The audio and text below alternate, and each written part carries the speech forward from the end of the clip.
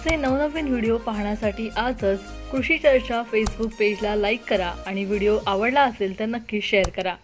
पंजाब तक आज आहे 12 जानेवारी 2025 आणि मी आज आहे लोणार सरोवर या ठिकाणी मी जात आहे। सिंदखेड राज्याहून अकोटला जाणार आहे। तर या ठिकाणाहून आज आभाळ आल्याच्या नंतर मला खूप शेतकऱ्यांचे फोन आले, तर आमची तूर उभा आहे, मग पाऊस येणार आहे का? तर सर्व शेतकऱ्यांना सांगतो की राज्यामध्ये 17 तारखेपर्यंत ढगाळ वातावरण राहणार आहे। कुठेतरी थोडे शितोडे पडणार आहे, उगा रिमझिम कुठेतरी थेंब पडणार आहे, मोठा काही पाऊस पडणार नाही, नुकसानीचा काही पडणार नाही, म्हणून हा अंदाज लक्षात राज्याच्या सर्व शेतकऱ्यांना सांगितलं होतं की राज्यामध्ये जवळपास आज म्हणजे 12 जानेवारीपासून ते 17 जानेवारीपर्यंत राज्यात ढगाळ वातावरण राहणार आहे।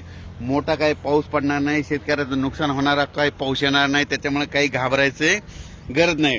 पण राज्यातल्या सर्व शेतकऱ्यांना सांगू इच्छितो की राज्यामध्ये आता आज 12 जानेवारीला पूर्व विदर्भ, पश्चिम विदर्भ, उत्तर महाराष्ट्राकडे काही ठिकाणी उगाच 2-4 थेंब पडतील म्हणून हा अंदाज लक्षात येतो।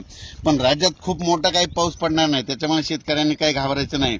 ज्यांचा कांदा काढणी चालू असेल त्यांनी कांदा काढा, कारण की एवढा काही मोठा पाऊस पडून तुमचं नुकसान होणार नाही। त्याच्यानंतर ज्यांचे तूर काढायचे त्यांनी तूर देखील काढायला सुरुवात करा, कारण की एवढा काही खूप पाऊस पडणार नाही, नुकसानीचा पाऊस पडणार नाही। फक्त आभाळ आल्यामुळे त्या वातावरणामध्ये धुळीचं प्रमाण असणार आहे, धुकं देखील असणार आहे, दव देखील पडणार आहे, म्हणून हा अंदाज लक्षात यायचा।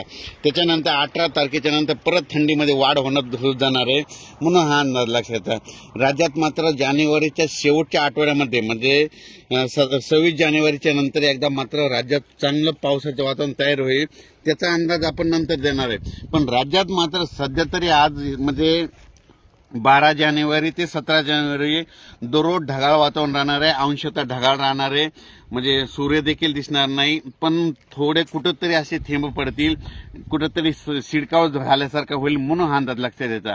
अचानक वातावरणात बदल झाला तर लगेच एक मेसेज द्यायचा लागेल। आणि मी आज आलेलो आहे म्हणजे सिंदखेड राज्याहून मला अकोटला जायचंय, आणि या ठिकाणी आमचे जळगाव जिल्ह्यातील संपूर्ण शेतकरी मित्र भेटले, आणि या ठिकाणी शेतकऱ्याला खास करून ते शेतकरी म्हणले की आमच्या तूर काढणी चालू आहे, मग पाऊस येईल का, नुकसान आहे का? मी म्हणलो की पाऊस येणार नाही, नुकसान काही होणार नाही, म्हणून काही चिंता करायची गरज नाही। अचानक वातावरणात बदल झाला तर लगेच मी मेसेज दिला जाईल। धन्यवाद। असे नवनवीन व्हिडिओ पाहण्यासाठी आजच कृषी चर्चा फेसबुक पेजला लाईक करा आणि व्हिडिओ आवडला असेल तर नक्की शेअर करा।